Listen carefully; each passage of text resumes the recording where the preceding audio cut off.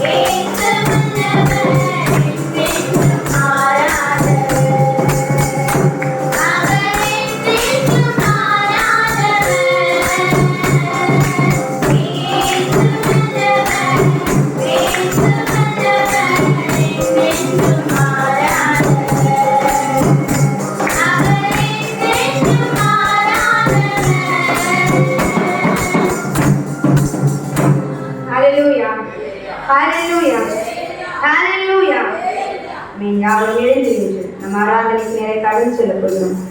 தேவனுடைய பிரசன்னத்தை உணர்கிற நேரம் கர்த்தர் ஆராதனையில் பெரிய பலிகளாக இருக்கிறார்.